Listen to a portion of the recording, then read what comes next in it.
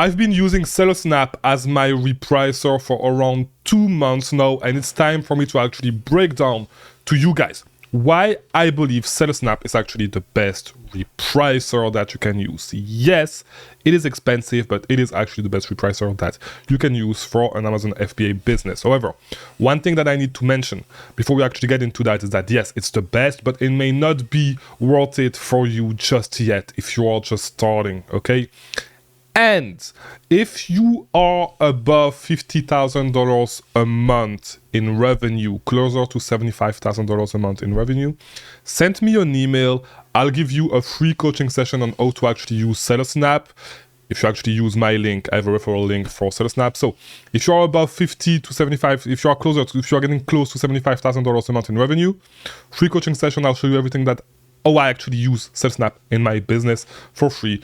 Just send me an email. All right, you can get my email in my YouTube account, pretty much. Okay, you can get my email over there. All right. So now, when it comes to Sellersnap, there was one thing that I was actually dying to try before I actually say yes, this is the best repricer in the game today. Because you guys know that for the most part of last month, I was actually traveling. And so when I actually started using Sellersnap, I was outside of the country, which means that I was not able to try Sellersnap on FBM listing. And FBM listings are the hardest part of your repricing strategy, because there's pretty much two ways that you can reprice on FBM listing.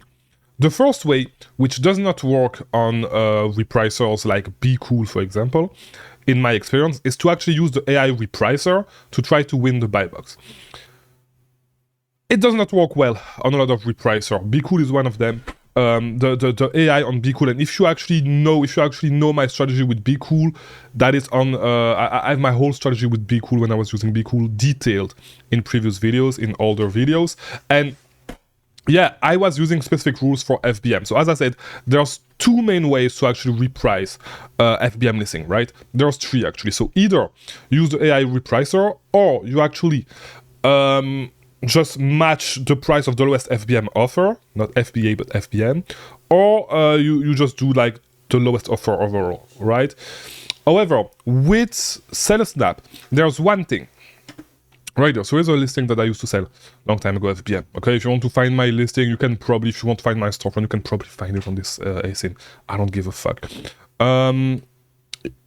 The way that I try to do it pretty much on Sellersnap is with the AI repricer and the win buy box rule. Okay, so the win buy box rule, what I noticed personally is that if you try to get, especially on FBM listing, all right, especially on FBM listing, it's not necessarily the case on FBA listing. It doesn't necessarily work that way, but like on FBM listing, if you go with target buy box share 100%, you are going to tank the buy box more than likely. Okay, you are going to tank the buy box because you are going to be way too aggressive. So I'm still in the process of actually trying to figure out what target buy box I should actually put if I actually want to do that.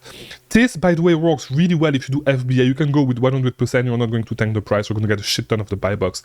But if you do that, what I would actually recommend that you do is you apply the yo-yo method right there.